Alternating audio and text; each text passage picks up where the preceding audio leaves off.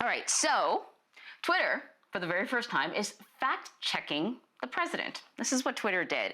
The company added a link to one of his tweets that has a little quote there, "Get the facts." So about 2 of the president's tweets were on mail-in ballots, and that's where they added that little link. He claimed without evidence that voting by mail leads to fraud. Twitter says that the tweets are potentially misleading. All right, so for more on this, let us bring in Paula Reed. She is at the White House to talk a little bit more about the president's reaction. I believe it was just a few days ago the president was talking about, launching some sort of investigation into anti-right-wing bias on social media platforms. I imagine that this is sort of playing right into his argument, but is the president reacting in any way? He sure is, Anne-Marie. He is accusing Twitter of trying to interfere in the 2020 presidential election and of stifling free speech. But of course, the free speech argument, that is really a defense against the government trying to interfere with citizens' abilities to speak out. Twitter is, of course, a private company, and hours after the president has made these accusations, he has still been able to tweet over 20 times. And to your point about his concerns about conservative media, one of the things that he tweeted about since accusing them of stifling his free speech was these accusations that, quote, Republicans feel that social media platforms totally silence conservative voices. Now, a lot of what we see on social media is determined by algorithms, but I looked at some studies, and there was one study of Facebook's ad products that suggested that no research has ever shown that Republicans have been disadvantaged on media platforms. In fact, Fox News is typically one that gets more engagement on Facebook than any other. There are also some other studies, none of them showing any evidence of this bias that the president has claimed. There have been isolated incidents that are pointed to, but it does not appear to be intentional or incredibly widespread.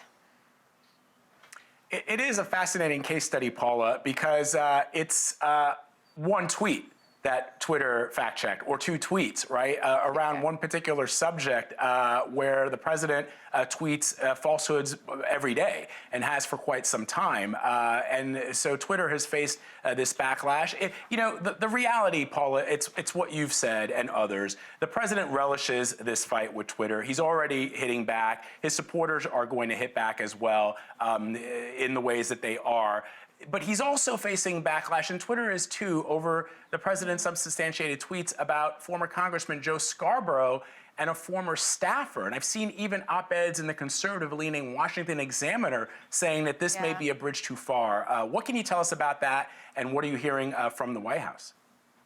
That's right. Over the past several days, the president has tweeted over half a dozen times, accusing cable news host and former Congressman Joe Scarborough of being involved in the death of his former worker, Lori Klasutos. Now, she had a heart condition, and she died in his office in 2001, but her death was ruled an accident. And yesterday, her widower penned a very strong letter to Twitter asking them to pull down the president's tweets, to delete them.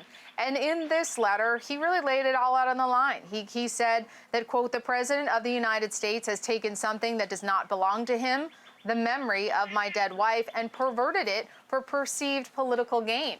Vlad, he called the president a conspiracy theorist and accused him of spreading misinformation. Now, Twitter would not remove these tweets, which do appear to violate some of their terms of use, their terms of service, but did issue a statement saying that they were deeply sorry about the pain these statements and the attention they are causing the family. So listen, the president has been asked about this sort of stuff, though, this sort of behavior, these tweets. How is he responding to this criticism? Well, he was asked yesterday specifically about this letter from a victim's widower, asking him to effectively stop saying that he was a conspiracy theorist, spreading misinformation and bile. The president pretty much dismissed it. He said that ultimately he believes that the family does want to get to the bottom of this and that it's a very serious situation. He tweeted about it already again today. So it does not appear that he has been moved at all by the pleas from Lori Klasutos' widower. I mean, Paula, this has been something that has happened with the president even before he became a candidate for office, beginning with birtherism and continuing into this recent example of him making these unsubstantiated charges. And it is striking that a widower is asking the president to stop doing it. He's asking Twitter to stop or at least to remove those specific tweets. And so far, they've chosen not to do that. But let me ask you about something else, Paula. The issue of wearing masks has become increasingly politically charged when it comes to the president of the United States. Federal officials in his own administration have recommended that people cover their nose and mouth in public with those masks. The president, of course, has repeatedly defied those guidelines, even mocking former Vice President and presidential candidate Joe Biden for wearing one, which is the recommendation, I'll point out again, of the federal government, including the coronavirus task force. The president, when he was asked about it yesterday, didn't seem to understand exactly what the purpose of the mask is. Take me through that. I saw him trying to answer a question about Vice President Biden not wearing a mask indoors, but wearing one outdoors. That's right. The CDC currently recommends that people wear cloth face coverings when they're out in public in social settings where social distancing is difficult. That's why you're seeing more and more people wearing these, especially as they get more research about exactly how this virus is transmitted. And it appears it is transmitted more often between people as opposed to on surfaces.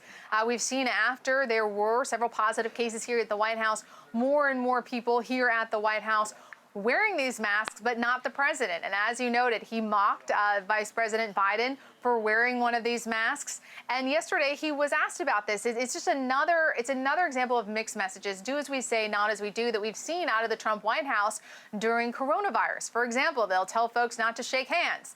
Then you see the vice president, the president shaking people's hands. You hear them telling people to socially distance, but they do not socially distance. Then we have this once again with masks. It's just these mixed messages, and it makes it hard for a lot of Americans. Now it appears that masks are in many ways becoming a political statement, and that really does stem from the White House officially putting out guidance, but the president saying something different.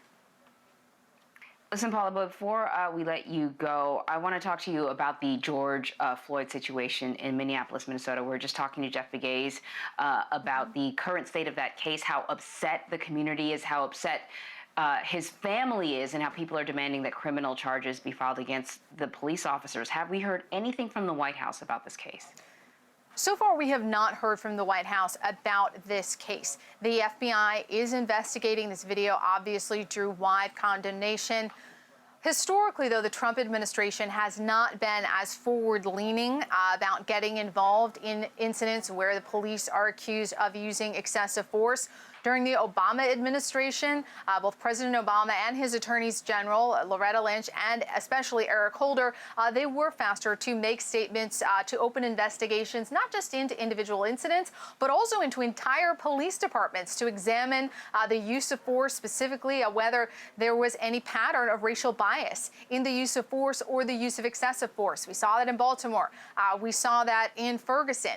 Legally, the standard for charging a law enforcement officer for using excessive force, it's a very high bar under federal law, which is why sometimes the Justice Department does not get involved because they think potentially they can't be successful in a prosecution. Police officers are given much more leeway than civilians in terms of using force. It can be tricky, but so far we have not heard anything from the president. His former Attorney General, Jeff Sessions, was very vocal on why this administration was not going to pursue this particular power. Jeff Sessions said he believed that by getting the federal officials involved in police use of force, he said it was, quote, bad for morale. It was not something that he wanted to do. But it's interesting, when I go back to my previous life covering the Justice Department, when I talked to a lot of different police officials at different police departments that did have federal involvement, what they would tell me is, yes, publicly we can't cheer this. It's not great for morale. But behind the scenes, they often said it was actually a good thing because they believed that once they were able to get the federal attention or the federal grant money that often came with these pattern and practice investigations, they were able to get new training. They were able to get better equipment. They were able to get a lot of the things that they were never able to get from their local officials that enabled them to do their videos, to do their job more safely and effectively. Really interesting. Paula Reed at the White House for us. Thank you as always, Paula. We appreciate it.